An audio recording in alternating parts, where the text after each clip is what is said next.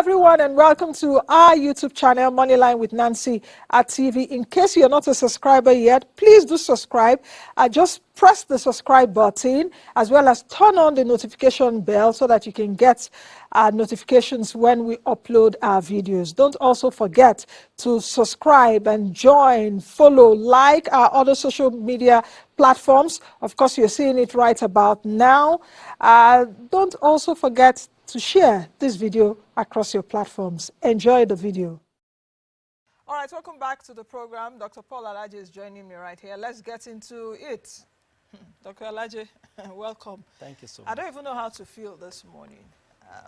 What do you think about the tagline of country of particular concern and what it does for Nigeria's financial markets? Because since that announcement have been made, I've been watching closely my own 2 cents economic analysis, so that to tell our people these are the implications. What do you think? Well, first of all, thank you for what you do, and thank you for having me. People, especially young upper mobile people, executives that watch this program, beyond, oh, are we going to now prepare Nigeria Army to combat America, or are we now going to go out to look to another country to support us? Do we want to turn Nigeria to battleground? That is not the real issue. Like COVID. When COVID came, many thought it was just a health crisis. But we mentioned that COVID is not just going to attack your health. That is not the intention. The intention is to attack your economy. President Trump's tweet alone has major implication on macroeconomic variable. Why?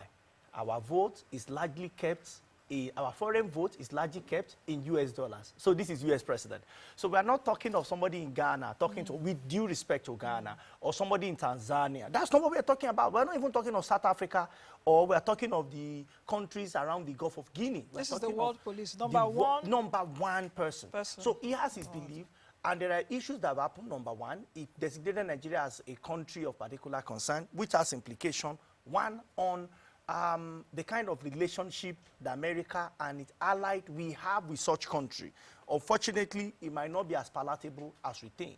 We know how President Trump can react to diplomatic issues, especially when he has committed. He always wants his war to be his bond, whether it's in the right area or the wrong area. Well, I will not make comments on those. But here is it. Two, he has also told there is possibility of U.S. Army being given instruction. As of today, we don't have record for that. Thirdly, I'm happy that the Nigerian government has responded to say, now President Trump mentioned the third one is that, oh, he feels that there is marginalization, quote and unquote, for me to use very mild word, or intimidation of Nigerian Christians, you know. But he is not in Nigeria, but we believe that America is well represented in Nigeria through their embassy or through their diplomatic representation. We do not know the reports that must have been shared with the president. And that is why Nigerian authorities, although we have responded, which I think is fine, which is apt, I've also seen presidential spokesperson, including Dr. Boala, has spoken. I read his tweet, which I think is quite comprehensive, and is void of attack. Many people, many Nigerians are making mistakes. They thought this is throwing banter on social media. It is not, actually. The more you throw that banter, the more it will affect your market. Exactly. So, first of all, and we the need more to it could infuriate even Trump himself. In fact, market will be thinking Trump will be infuriated. And the more market thinks that something go against you, it start going against you immediately. So Nigerians need to understand that there should be limits to how we talk. It's purely a diplomatic issue. But this diplomatic issue has implication, first, on our foreign diplomatic economy. What does that mean? Trade. What is happening to trade? What is happening to foreign inflows? If this is not well managed in the next 1 to 2 months, we will see the implication on our foreign reserve that we have managed to say that, oh, we have started seeing improvement. Yes. $42 billion. Now, it is not just that Americans should leave Nigeria. It is the potential investor and current investor that may leave Nigeria. Look at our stock market. What is happening to it? When people leave stock market, they don't collect naira and go. They will go and exchange it for the dollar. Look at what happened in the market yesterday, parallel market. There is a little surge. I hope it does not go beyond that. The surge goes down so that we can have the level of stability we are seeing. You know, stability precedes economic prosperity. Stability is what we have seen. We have not really seen economic prosperity, but we have seen the beginning of stability. No, we have even seen the stability. So that's the beginning of recovery. Yes, recovery. Now, Minister Wale Adun said that the worst is over. We have to be careful, not to extend, not to elongate the worst. We have to be careful. So Nigerian people and Nigerian leaders have to check that. Exchange rate is another implication. What happened to inflation? We're currently on 18%. Adjusted base year figures, 18%. Now, all of these, we have implication on inflation. It will have implication on unemployment. It will have implication on poverty. It will have implication on aids that Nigeria gets from the Americans.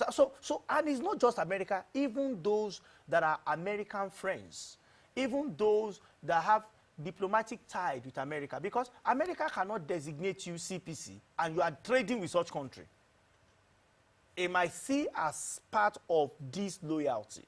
That is why Nigerian authorities need to work swiftly, work with American envoy in Nigeria right now, to also perhaps Nigerian representative in America. It's important for us to quickly look at how to resolve this because of their consequences. See, there are several macroeconomic indicators, but the key ones among them, trade is going to be affected. GDP is going to be affected. And when I say trade, negative impact. GDP, negative impact. Employment, negative impact. Cost of living. Inflation, negative impact. What's it called now? Exchange rate, negative. These are 5 key. There are many. But you say the 5 key macroeconomic indicator, it's important that we salvage them. I remember in 2016, I was on your show. And that was when Nigeria felt we don't need JP Morgan's rating. You remember that conversation? And I laughed. I said, see, Nigeria will pay dearly for it because it is not about us. Our economy is not just about us. And when we say that, why are we valuing GDP in dollars? I said, it is not about you. You should understand how economy works. When people hear or when they read that Nigeria rating is low or Nigeria is not a preferred destination for investment, people who even have no investment, we publish it, we read it. Somebody who has genuine investment already in Nigeria, we pull it out. What happened? There is pressure. So it's expected to put pressure on exchange rates. However, we are still in the early days and the matters are unfolding. This has to do with security. I've written my suggestions that we need to go all out right now to prove that we are on top of the game. Yes, for 15 years. This did not start with President Tinubu's administration. So it's not to cast, to cast a blame on the government that you have not done well, security. It has been there. It's a continuous thing. But I am saying that President Tinubu has presented himself as a leader who has that, not beyond body language, who has action. Subsidy is gone. It was done. Exchange rate, we floated it. So now you should say insecurity gone. Let us say insecurity is gone. Gone. And put your men. You can motivate them. You have been motivating those in the economy. We have seen early signs of recovery. We have seen stability. This can destroy all this administration has gained. And I mean wipe it out in 6 months. Do you know what, Paul, and what baffles me is that in the last 15 years or so that we've been battling this insecurity crisis, trillions of naira. I remember that year on this platform, which I mentioned, that see the budget for security has been rising. And if you take a look at it, it's been rising in the last 15 years, the budget for insecurity. So you are wondering, is there a coordinated, coloration to the fact that, oh, this insecurity has become an economy of its own that would, you know, nourish a few against the rest of us that are Nigerians. Perhaps what we'll call, even in war, there's an economy, you know, insecurity economy now with all the largesses coming there, yet we are not seeing that result. This same president criticized President Jonathan when he was president as in, oh, you need to fix insecurity. And I feel that the toga is on Mr. President right now, you know, as someone that has that will, yes, as you, will, will to stamp out this, because I can't for the life of me think that as states, you cannot stamp out those a few people that are causing insecurity for the last 15 years. I think it was, I read somewhere, I can't remember who said it, that if the state refuses to stamp out a problem, that means that the state is part of it. It was credited to former late General Abacha. Sani Abacha. Yes. That means that the state is part of it. If countries like the UAE and co have come to say, oh, we have the names of the sponsors, and we just remain aloof, it takes a President Trump to put a hand or finger in our eyes and we start running helter-skelter. That means that even Nigerian officials don't even regard us as Nigerians, that even as media people will be saying it's times without number. There is no day on any television or newspaper that you don't see reports of insecurity. Yet they're like, we want to destabilize the administration. For what life of me? So does it take President Trump? It appears it does. It appears so President Trump should be talking every day. Then if that's the case for us to take action. It appears it does. And I can tell you that this administration has a lot at stake. It has taken major steps, even though risky steps, regarding the economy. Listen, economy without perceived safety, without that's the word, confidence, passive safety, yes. without passive confidence, it's a lot of risk. So that, you see, it's worse when you have promoted capital or market approach and the environment goes sour. Honestly, it's going to be worse than where we started from. My advice to His Excellency, Mr. President, is to do everything possible to prove that Nigeria can secure its borders. If we cannot secure our borders, honestly, the man in the White House, when he says it, he means it. For now. How about people that say it doesn't mean it, that it's just bluffing and blabbing? You can, please, anytime you visit Iran, for instance, I believe nobody can get into Iran's territory, but I watch live footage of America taking out countries that were that developed, what do they call this weapon? They took it out without, Iran could not lift a finger. I saw it live. They did it to the point that it was televised. America is not about Trump. America is about the institution. It's the institution. So when somebody is there and he understood the institution that empowers him, he can misuse it. He can use it right, he can misuse it. So it is not about Nigeria versus Trump. It's about Nigerian institution that is weak versus a stronger institution. I would want us to use our tongue to counter it. Are we sure we can achieve this? I think that wisdom is profitable to direct. And what does wisdom say here? First, let's change the perception. Let's change it. How? Who do we need to work with? President Jonathan, I saw in the last 3 months of his administration, combated insecurity head-on.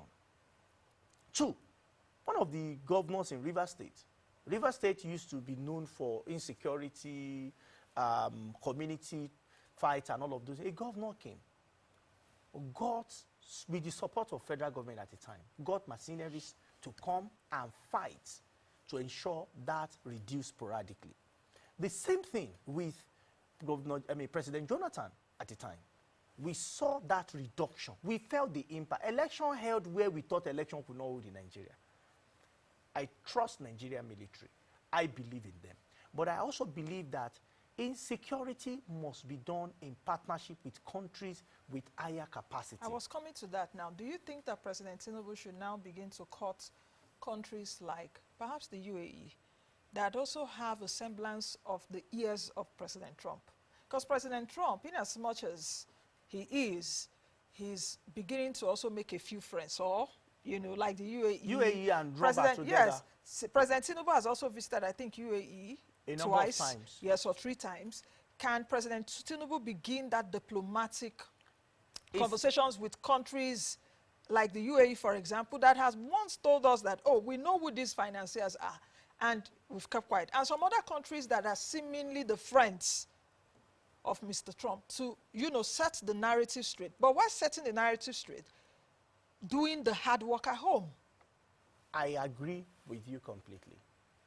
The president is also building friends across the Gulf of Guinea. And you can see that President Trump and Gulf of Guinea, in fact, they threw a big party when Trump visited the UAE. Some of the persons were wondering, oh, why did they lose their hair? You see, country that understand diplomacy understands that security comes first before any other thing. You have no economy, you have no freedom if you are not safe. That's number one. Two, we have a point to prove because the enemies of our nation, they can use this window to attack. So when the attack goes out and is in the public domain, they feel that, okay, Trump, we have attacked, do your worst. Do your worst is not about them. It's about us. It's about well-meaning Nigerians, 200 million Nigerians that are doing legitimate businesses, 200 million Nigerians that love their country, that have refused to run away. Even those that are away, it's not that they run. Some of them may get good opportunity to go abroad to work. So what must we do at home? That is why I feel that the president have new service chiefs. Call your new service chiefs. Tell them, let us weigh the option. There was a security meeting, I think, yesterday. Yes, bringing in foreign supports and local supports. And what will be the costs? And when I say cost, I mean implicit costs and explicit costs. What will be the true cost? What will be the opportunity cost if we continue to address this ourselves? We hear the story. Well, a number of persons have said it's true, even those that are supposed to know, that there was a time an American was rescued, I beg your pardon, from the hands of bandits. How did they do it? How come that for us, and I must give credit to the DSS, especially to the Nigerian military, they've rescued a lot of people. We might not know the numbers. You know, if the house is white and you put a dot of red, the only thing we see is the red. So I'm not saying they've done quite a lot, and we must commend them for their war against insecurity. However, we might need to bring people that have a bit of different culture, a bit of different background. It makes the mix robust. My advice to the president is to give this serious consideration because it also affects the psyche of those that are fighting Nigeria internally. That it is not the usual institution you are fighting. All the power that comes with the support we are getting from outside is what you are fighting. Are you sure? Then Nigerians negotiator can talk to them too. Listen, when music changes, Hausa proverb says, when music changes, dance must change. Do you want to continue in this, or because Nigerian government has now allowed for foreign support, it might be for a certain period of time. The public does not need to know the time. It may be a year, it may be 2 years. We don't need to know the time with which you make this happen. But I feel strongly that if you have new wine, don't put it in old skin, because it might cause even more damage. That's my advice to government, because right now, without seeing what is happening in the market, inflation is expected to surge. Exactly. CBN may refuse, MPC may refuse to reduce rate, and market operators are thinking this is high. And this risk was not priced in. It was. As we are going towards the end of the year, we're like, okay, the way we are costing now, we're costing on a recovery mode. Yes. Thank goodness we should, begin to see more signs of positivity in terms of macroeconomic indices. But if markets respond, the way we are going now, MPC may raise MPR back to 27.5 in anticipation before it comes, because inflation may go back. The thing I'm also talking about is the exchange rates. The exchange rate, which is yesterday we saw the naira even at the parallel market 1,455 naira, if I'm not mistaken, 1,445 or so. Meanwhile, this is a naira that is steadily small appreciating to 1,421 naira. Now rising to that price, where my jitters is actually coming from is around that exchange rate, because when the exchange rate affects everything. Exactly, it does affect everything. And I want to assume that Cardoso they may have been sleeping well small or say, okay, perhaps the economy is on autopilot. Now let me just sleep a while. In terms of monetary policy, we just wake up and say, this we did not think about it. What do you think about that? You can't blame him. Hold on, and let me also add this. Do you think that what we saw perhaps yesterday, at least in the last few days or hours, concerning our macroeconomic indices, talking about exchange rate especially, do you think that it will still appreciate. Like some people have said, Trump is just buffy, just rhetoric, you know, he wants to, a lot of things. Do you think that is temporary? Or perhaps the Naira would get a relief? Well, I think if government manages it well, especially in the next 15 days, we might go back, we might see a Why reversal. 15 days? I'll tell you. Okay. Actions are usually taken, you know, there is what they call immediate action.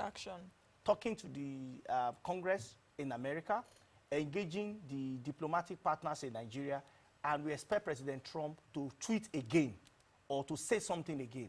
If you don't see that in 15 days, it shows how they've received the Nigerian message. So there must be a publication. Remember that when the exchange rate was around 500 to a dollar, American embassy, I assume, we saw one publication that tagged Nigeria as a destination that Americans should be careful to go. Watch it. In just 2 weeks, Nigeria lost 300 naira to the dollar. It is not only America that saw it. All major persons doing business in Nigeria, they left. And when they are going, guess what? Their money will go with them. They put pressure on the Naira, and they left immediately. So here is it. If we don't want that to repeat itself, we have 15 days to respond from the time, I mean from day before yesterday, from Sunday. We have about 2 weeks to do all the diplomatic moves to make all of them. Because if you check the exchange rate now, tomorrow, and so on, it just takes word of mouth. Trump wants to do this. You know, uncertainty. In fact, this is a typical example of uncertainty in the market. Yeah. So does that mean I should start changing? You know, when most Nigerians had their money changed in the dollar in anticipation that it will fall. Yes. When this anticipation is the most dangerous thing, it may not be real. But perception in economics is more tangible than reality. So when people perceive that it will go down, they start changing their money to the dollar. Once they do that, forget all the policies we have made, it will go down. So this is where government needs to engage more on public discourse. And I want to encourage some of my friends that are speaking, that have the privilege of speaking on air, please don't run Nigeria down at this moment. We should all be united at this moment. Every comment we make, we either make the economy or destroy it. You all know me. I speak very factual. I say the truth to authority. But on this matter, we have to have a second thought. When it comes down, it will affect all of us, from your hospital bill to your school fees to your house rent to your meal to your cost of transport to how much you buy fuel, how much you buy diesel, to implementation of the new tax reforms is going to affect everybody, to your reserve, to your import, to our capacity to export, to everything. To how much you buy ticket for the rich, to how much you buy sachet of pure water. Be very careful. So we should all stand together, united with one voice at this time. And I think that's how I'll end this interview. For us, you know, insecurity in one place is insecurity in everywhere. Everywhere. You know, if one is hot, all of us are hot. So we should, as a country, but I must also put this caveat.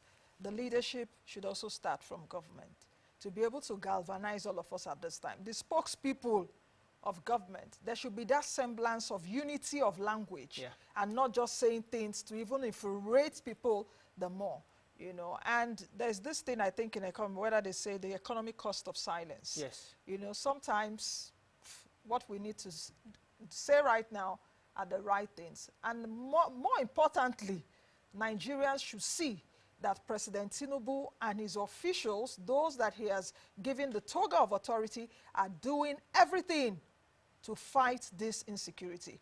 Be it Boko Haram, be it any form of terrorism, be it kidnapping, be it whatever. Nigerians, most importantly, should feel safe. Thank you very much, Dr. Paul Alaje. I'll see you again. Thank you for making it up to this minute, watching the video. Thank you all. Don't forget to subscribe to our YouTube channel, Moneyline with Nancy TV. Like, follow all our other social media platforms where we keep you up to speed with fantastic interviews, as well as markets, personal finance, business, and economy information. This is the best place to be. I'll see you all again in the next video.